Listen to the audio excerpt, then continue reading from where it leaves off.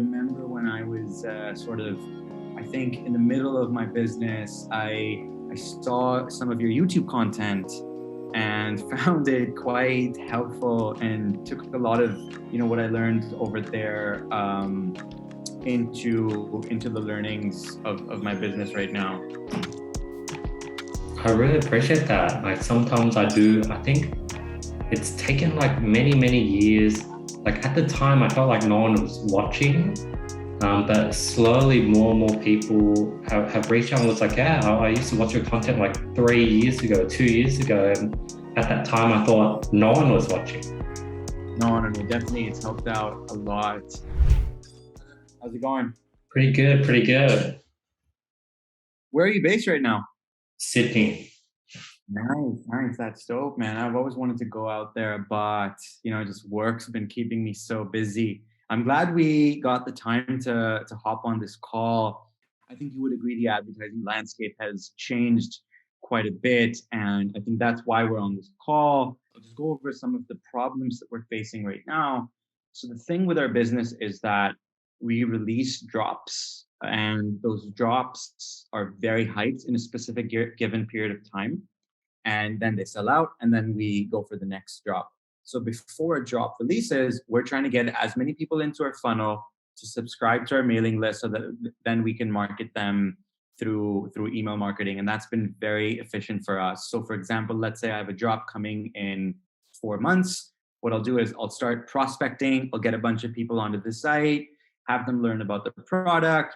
Some of them will subscribe, some of them won't. And then once the collection is ready, what we do is that we actually make our collection available to view about 10 to 14 days before it releases to increase the hype even more. And then people are able to join the wait list. And then we start retargeting everybody that's in the funnel. They join the wait list. Our subscriber count goes up drastically. Sometimes we see about 100, 150 subs a day.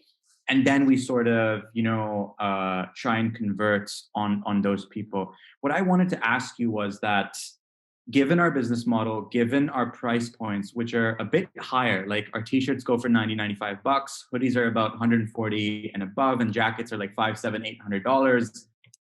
Do you think that setting up conversion ads top of the funnel, even if it's a good audience, we have good lookalikes, we've got a decent number of customers, a strong email list of around 10,000 or so. Do you think our optimization at the top of the funnel, should it be traffic? Should it be conversion? How should we best set up our funnel given the nature of our business where we have these hype drops that we're releasing, and our main goal is to get people to subscribe so that then they can buy the main drop. And consequently, I'm very happy to sort of target a cold audience and have them buy, but it just hasn't been happening because our price points are so high and that attribution window is a bit longer. What I'd recommend is top of funnel should be aimed at acquiring sort of leads and audience. You're right, going straight for the conversion is very difficult. Now, if you wanted to go from the straight to the conversion, what I would recommend is testing a ton of creatives. It's all about a winning creative. Like, for example, I have this creative for my sort of education company. It's like me cycling like on a bike with a helmet and me doing selfie. And for some reason, that is like, I'm getting leads at $5, where it's like photos of me in my G-Wagon and it looks really cool and stuff. It's costing $15. So it's 1/3 of the price, and I can't get anything else close to that. Like, I literally have ran through probably 150 creatives, and I found one that just hit. For example, like Ty Lopez, like here in my garage. He found one creative that hit, and he could just sell anything with that creative. So you can sell high-end products with the right creative, but it's going to be a constant grind of testing a creative every single day. And every 6 to 12 months, you'll find one that would hit and you'll be able to scale profitably. But given that you sort of do limited drops, it's not even worth doing that. Unless you sort of do brand sort of type ads where you send them to your homepage and they could just buy whatever is available. So yeah, we do top of the funnel. When I send people onto the website, I'm sending them to Shop All, where they see a bunch of the products. And what we're doing is that we're running a DPA ad where there's the video and then there's a bunch of the catalog products on the bottom. And I was actually running a traffic campaign previously. I just changed that to a conversion campaign. But I don't know what the measure of a successful campaign for us is because, you know, the Facebook pixel, the attribution window is so fucked up right now. You might not be tracking all of those conversions, but you can see, you know, you're getting leads on your websites. We saw this one campaign, this one video, particularly a DPA ad, where the click-through rate was somewhere between 6 and 7%. And I think would you say that's a good click-through rate Wow, for? that's really high. Yeah. Yeah, so the click-through rate is very high. Um, Now I'm just thinking with that creative, I've tested it with a traffic objective. Should I now do what I'm doing right now, where I'm optimizing for leads, or should I change it and start optimizing for purchases? Because we don't have that many purchases. I don't know if the learning phase is, you know, they say you need this many events to exit the learning phase. I don't know if that's a load of bullshit or not. There's so many things that I think that if we sort of sat down for a couple hours and had you review our ads, that would be very, very beneficial. Most definitely. Now, right now is your main goal trying to get more upfront sales today? Or do you sort of want to build sort of a longer term brand and sort of build up your audience and then have your audience something that you can sort of constantly resell to? I'd recommend the second option, but is there a reason why you want to go down the first option if that's the route you want to go down? Yeah, we want to do both options just because with the first option, we're getting consistent sales, right? With the second option, we're getting an audience that subscribes to our mailing list, and then they're ready to buy when a new drop comes in. So with us, what happens is that we actually have sales spikes. We'll do a drop, and we'll see like a shit ton of USD come on to the store, and then after that, it's going to be like 5 to 6 sales a day. But what I'm trying to do is that 5 to 6 a day, can we turn that to 10 to 12 a day? Can we do it at a lower cost? And then consequently, the second part that we discussed, can we create a campaign or optimize our website in a way that we're getting more leads per day as well? Because what happens is that I'll get on average of around 7 to 15 leads a day. But when I put a new collection on the website and I say, hey guys, this collection is releasing in 14 days, join the waitlist now. And everybody's able to join the waitlist, click an individual product and join the waitlist. When we do that, the subs that we get, the waitlist joins that we get just exponentially balloons because the collection is right there in front of all those people that we've been targeting, right? And then we're saying like somewhere between 50 to 100 a day. So I'm just trying to figure out how can we do both at the same time where we're getting consistent sales every day, but then we're also building up those leads every single day for when we have that big drop. So what I would do in your situation is I'll create a whole massive evergreen retargeting campaign, meaning you put in like every single creative you've had. You should have like 50 creatives into this retargeting campaign. Now, the reason why you have to do that is because if you only have 2, 3, 4, 5 retargeting campaigns, your frequency will be capped at like 3 or 4. Facebook isn't going to show the same ad again and again. But if you have 50, now your brand can be seen like 50 times per person that's seen your brand once. And that's how you can go ahead and get consistent, low, and cheap conversions for these high-end products. Like for something that's a $500 jacket, they need to see your ad like 50 times before they'll purchase. And 50 times, that's actually pretty cheap. Like that's like, let's say it's $50 for 1,000 impressions. 50,000 divide that by 50, so that's 20. So $50 divide that by 20. So you're paying $2.50 to get each person to see your brand 50 times.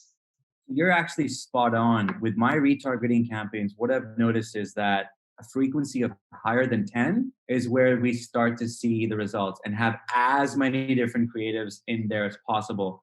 I think the mistake that I'm doing is that I only do that retargeting when we actually are about to release a collection. So I'll have 50 different campaign images for that specific collection. I'll be retargeting, people that have engaged with my Instagram, web visits, everybody. I'll throw them in there and have like a really high frequency so that they know that this collection is coming out.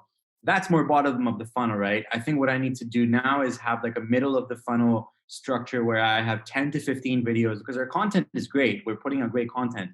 I have 10, 15 videos, 20 static images, a couple DPAs for that middle of the funnel and really educate them on, hey, sign up to be notified on sort of future releases.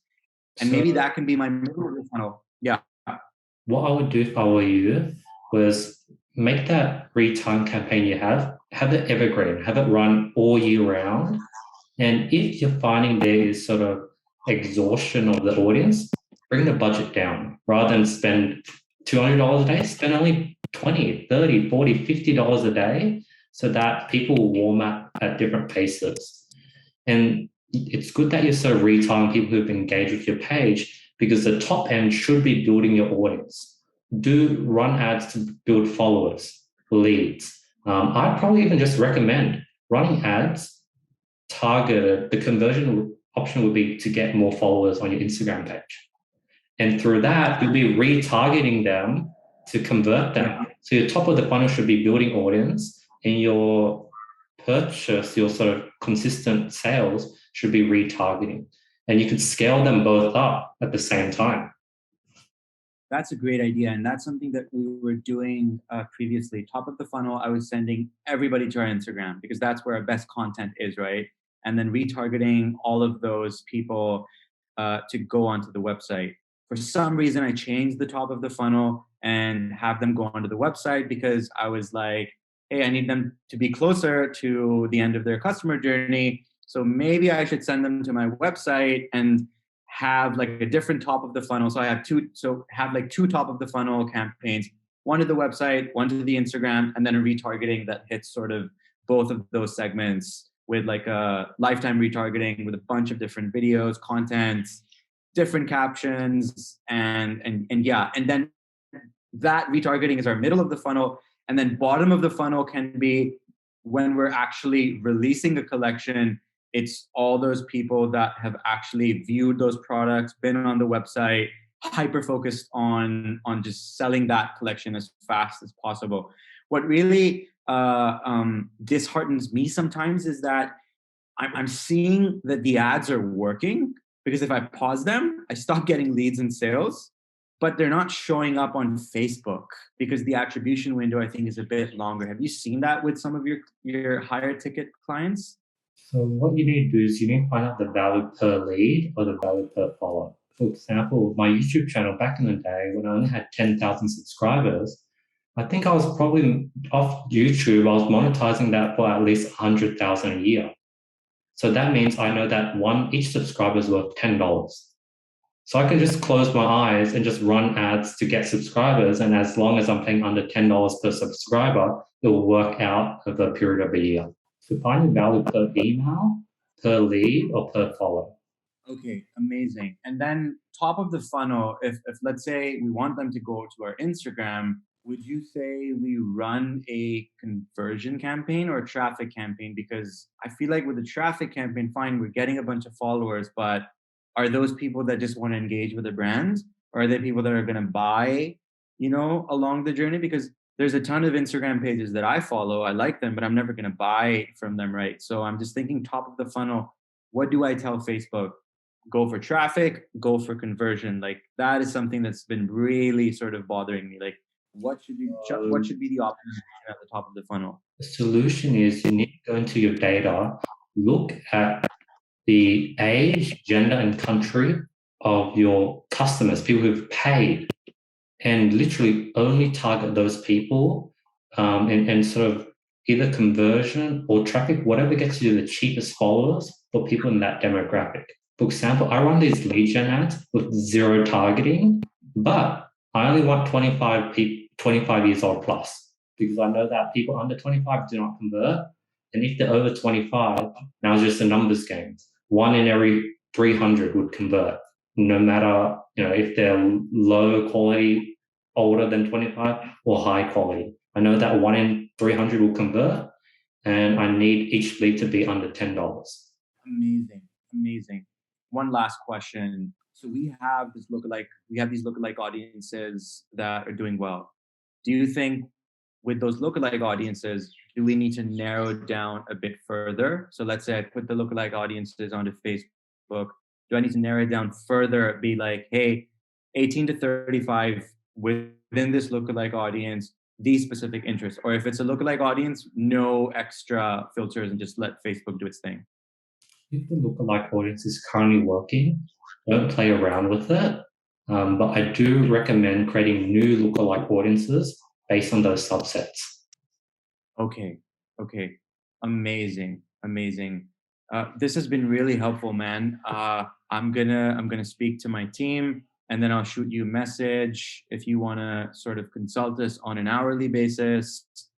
That would be great. We can discuss that as well. Sounds good, man. Keep me updated. I'm gonna head to bed now. But yeah, I've been following the brand. You guys have been killing Take it, care. and glad to just provide value when I can. Thank you so much, brother. Take care. Good night.